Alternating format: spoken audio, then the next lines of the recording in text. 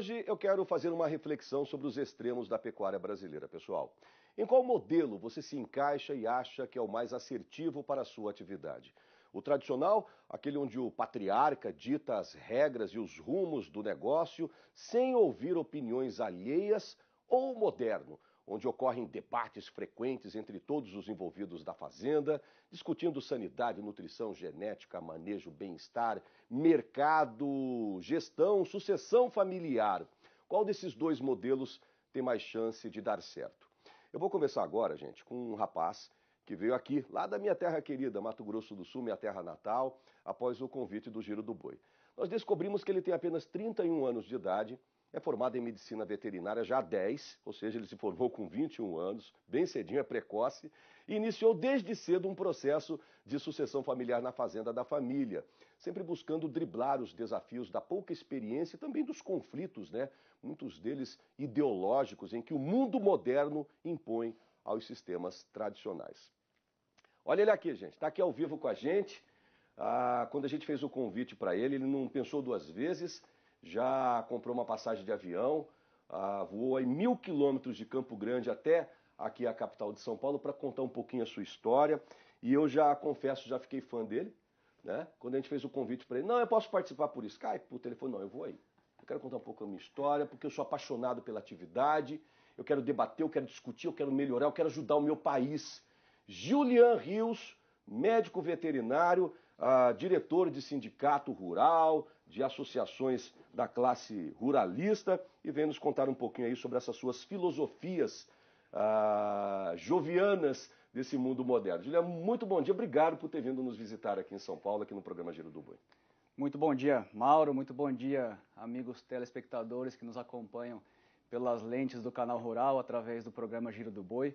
É um prazer a gente estar aqui participando. Lógico que eu vim de longe, mas um convite desses a gente não recebe toda hora, então fiz questão de estar aqui pessoalmente para a gente bater esse papo e compartilhar um pouco da nossa história com vocês. Bacana, ó, Fazenda Bálsamo, município de Rochedo, tá? Marca Peixe, é um dos titulares lá dessa marca. E a gente achando, né, pessoal, que o jovem pecuarista podia estar no final de semana numa rodada de cerveja, azarando as meninas, dando cavalo de pau de caminhonete, não.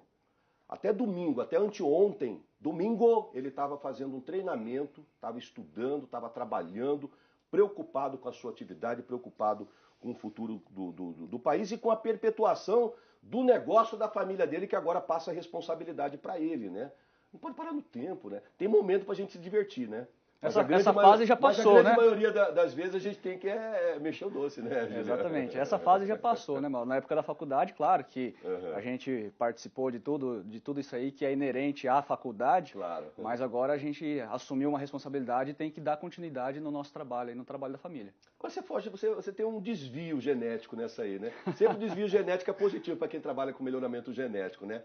2, 3 desvios genéticos ele tem. Você se formou com 21 anos de idade, ou seja, entrou com 16 na facu? Exato, eu entrei com 16, eu entrei um pouco mais cedo, acabei me formando mais cedo. Você era CDF desde cedo? Não, na verdade não era CDF, eu tive a oportunidade de entrar na faculdade mais cedo e falei, bom, tava meio cansado já de ensino médio, vou me dedicar aí à faculdade, mas me arrependo um pouco, viu, Mauro? Porque entrei muito imaturo, não aproveitei a faculdade como eu gostaria de aproveitar, né? Eu saí deixando a desejar.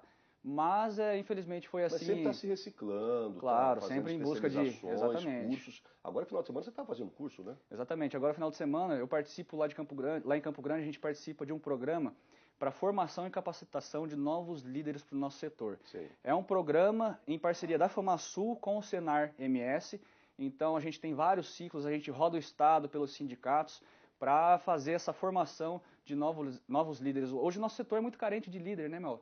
Então, a gente precisa estar sempre antenado, estar sempre preparado para responder pelo setor. Falando nisso, um abraço para o Maurício Saito lá, né? Foi reeleito agora presidente da FamaSul. Exato. Um abraço para o meu amigo Rui Facchini, que já sentou umas 2, 3 vezes onde você está sentado aí, presidente do Sindicato Rural de Campo Grande. Pessoal do Senar também, um grande abraço. Bom, eu tenho certeza, vamos lá, Juliana, que milhares de pecuaristas que estão nos assistindo nesse exato momento, eles estão interessados na sua história, né? Porque muitos deles eles devem ter conflitos familiares com essa juventude.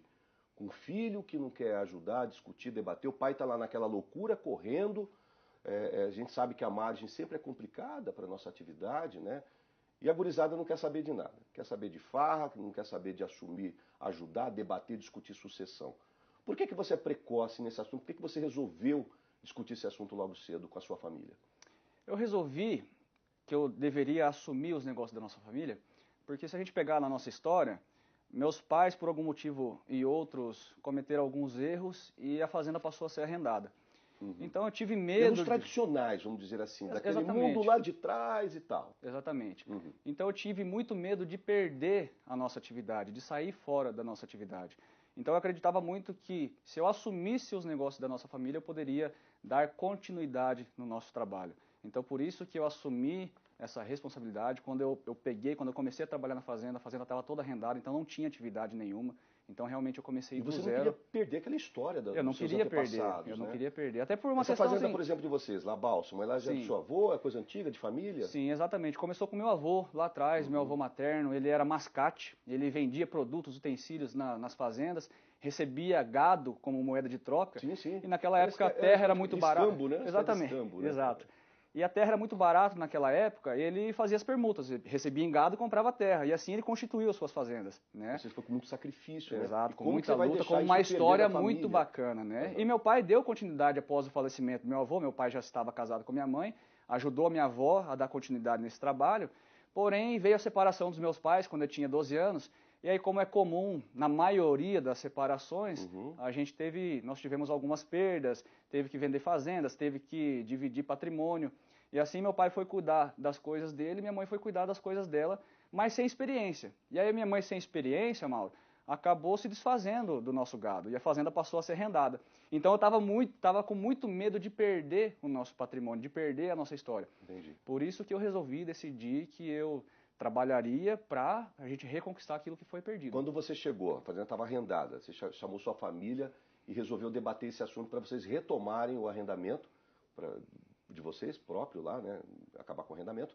Como é que a sua família, o que ela disse para você? Na verdade foi assim, como a fazenda estava arrendada e os meus pais não estavam mais na atividade, eu estava me formando e eu estava estagiando numa empresa de assistência veterinária, fazendo a minha monografia em cima de inseminação artificial em tempo fixo, IATF.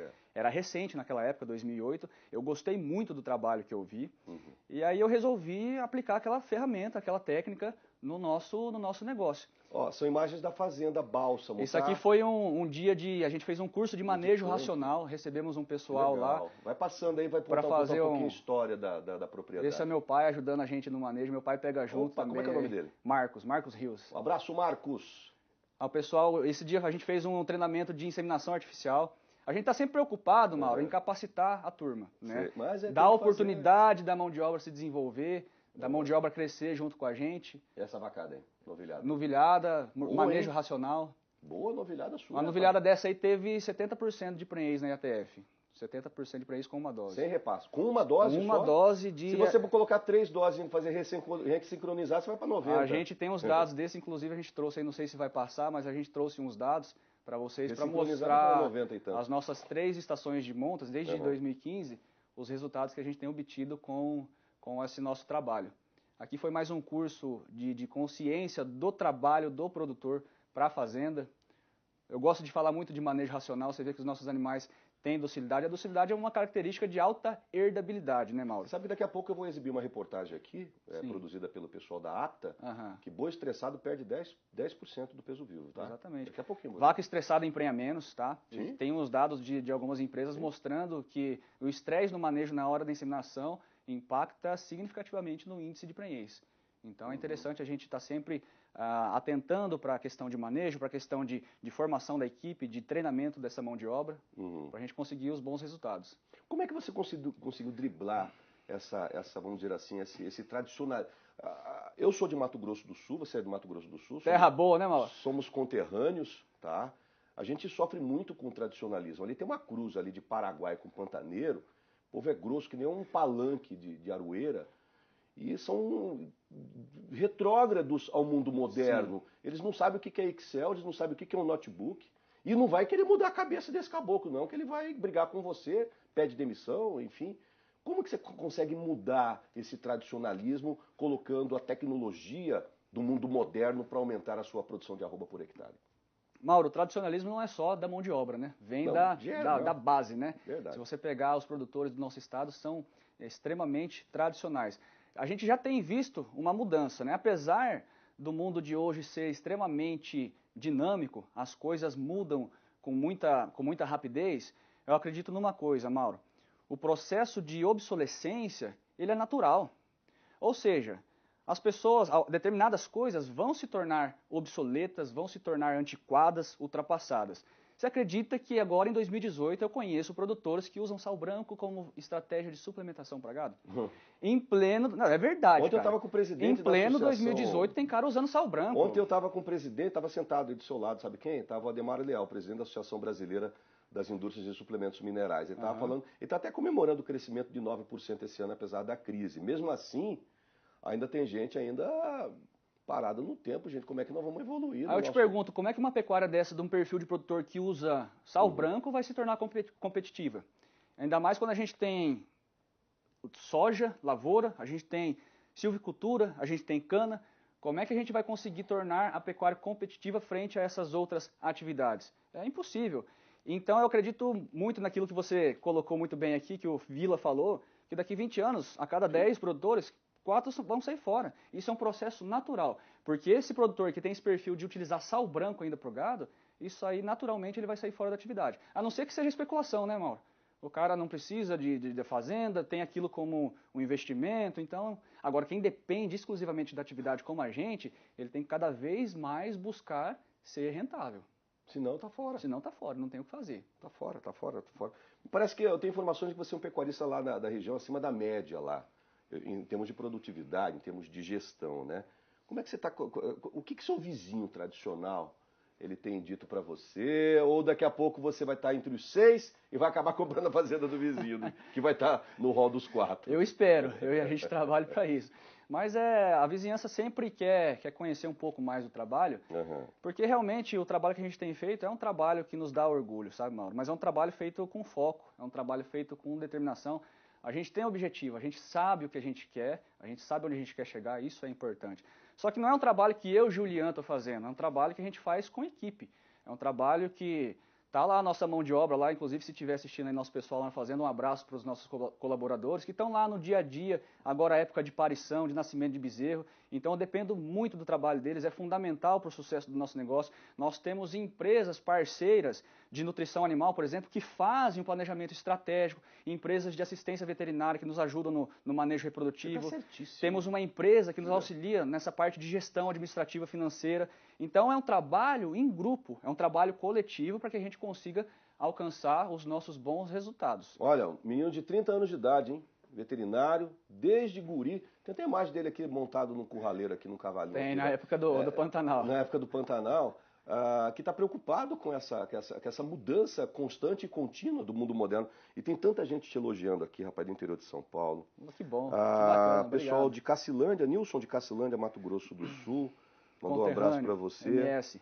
Pessoal da Bahia, município de Baixo Grande, está aqui. Pessoal do Pará, Fazenda Bom Sossego, lá de Novo Repartimento, mandando abraço para você. Que bacana, Pessoal de Goiás, aqui mandando um abraço para você. Aliás, do Goiás não, Goiás e também tem fazenda lá no Maranhão, o Teudas de Oliveira, o nome dele. Um monte de gente aqui mandando abraço para você e te parabenizando. Olha a foto dele aqui. Aí, ó, desde guri no lombo do bicho, né? Mexe o doce desde cedo lá. Hein? Não, é um boi, rapaz, achei que era um cavalo, agora que eu tô olhando direitinho, é um boi, aqueles pé duro mesmo. Desde cedo na lida, né? Esse é o verdadeiro gabiru, isso aí. Esse é o pantaneiro, velho, é guacho, né? É o guacho, né? É o guacho mansinho que você chega Agora até que eu tô montar vendo, em cima. Eu achei que era, agora que eu vi direito, que legal. Ou seja, tá na sua raiz, tá na sua... Eu nasci e tá cresci. no seu eu, né? Exatamente, é uma coisa de essência, né? E eu sinto muito isso como um propósito, sabe, Mauro? Então a gente tem essa história que começou lá atrás com o meu avô. Claro. A gente teve esses percalços no meio do caminho, mas eu estou tendo a oportunidade de dar continuidade na nossa história. Então é isso que eu quero, esse é o meu objetivo, é para isso que a gente tem trabalhado. Bacana, pessoal de Goiânia, um abraço. Pessoal do interior Brasil de Goiás inteiro aqui, assistindo a gente, hein, cara, que de bacana. Britânia. Ô, Britânia tem um amigão meu lá. Um amigão seu lá? Alex o Crestani. Newton Augusto de Cotegipe, na Bahia, aquela região de Luiz Eduardo Magalhães, mandando um abraço para um exemplo a ser seguido. Você vê como bom, você está sendo, muito obrigado, tá sendo homenageado pelo Brasil inteiro, porque eu tenho certeza, como eu disse, a gente já está encerrando o programa, já estamos batendo papo, já tem 20, você vê como o negócio é tão gostoso. Passa rápido, aqui. né? Tem 20 minutos, estamos conversando já. Eu disse aqui na abertura do programa que eu queria que o pecuarista chamasse o filho dele, a filha dele, o neto, a neta, para assistir esse programa juntos, tomando um café nesse exato momento, para a gente ver que esses conflitos familiares, ideológicos, eles podem ser quebrados quando há um bem comum. Exatamente. Quando todo mundo tem um propósito, tem que um é objetivo. evoluir, tem um objetivo. Exatamente. Você tinha uma fazenda, está vendo a fazenda se perder na mão de um arrendatário, né? Sim. Um cara que estava arrendando lá a sua propriedade, você está lá com ela, produzindo genética, produzindo carne de qualidade, ajudando a abastecer o Brasil no mundo. Por isso que eu queria parabenizar você aqui, Julian Rios. E muito obrigado pela sua vinda de lá para cá. E queria que você deixasse uma mensagem para os jovens pecuaristas agora que estão nos assistindo, para os tradicionais também, como é que eles devem lidar com esses conflitos, com essa juventude lá, antes da gente encerrar o nosso bate-papo. Mauro, você sabe que não tem receita de bolo, né? O que serve para mim, às vezes, pode não servir para os outros. Mas uma coisa que deu muito certo no nosso negócio de sucessão familiar, que eu não tinha quando eu cheguei impondo as minhas condições, foi a falta de humildade, a falta de dialogar com o meu pai. Porque uma coisa é eu chegar impondo as minhas regras, as minhas condições, dentro de uma metodologia já existente, que ele tinha um processo de administração dele. Então eu aprendi, eu tive que baixar a guarda, eu tive que ser mais humilde, dialogar e definir muito bem qual a posição do meu pai no nosso negócio e qual a minha posição. Porque às vezes pode acontecer, e o nosso negócio é assim, dentro da hierarquia do nosso negócio eu tenho uma posição que é superior do meu pai. Eu faço o processo de gestor administrativo e meu pai desenvolve um papel mais gerencial. Então ele também teve que abaixar a guarda para entender que ele tem uma condição subordinada dentro do nosso negócio. Inclusive ontem eu estava aqui, meu pai mandou mensagem, o trator tem que arrumar aqui, a peça ficou o valor tanto, vai fazer, não vai fazer. Então hoje ele já tem isso muito bem claro. Então é muito importante as pessoas, os filhos e os pais que estão nos assistindo, terem clareza das funções e competências de cada um, porque daí a gente pode ser cobrado por essas nossas funções. Parabéns, Julião. Olha, tá bombando aqui, rapaz. Pessoal de Palmital, São Paulo, mandando abraço para você. Dr. Odilon José Soares, do Pará, mandou um abraço para você. O pessoal de Itapetinga, na Bahia, mandando um abraço para você. Que bacana, gente. Delma Ribeirão, que mais? Pessoal do Magno Rosa, do Rio de Janeiro. O Tiago Lacerda, de Paranaíba também, né? O que mais tem gente aqui? Tem muita gente que aqui. passa por esse processo de semelhante Minas Gerais, ao nosso, né, Mauro? Pessoal de Minas Gerais, pessoal de Goiás, pessoal do Mato Grosso, pessoal de Rondônia.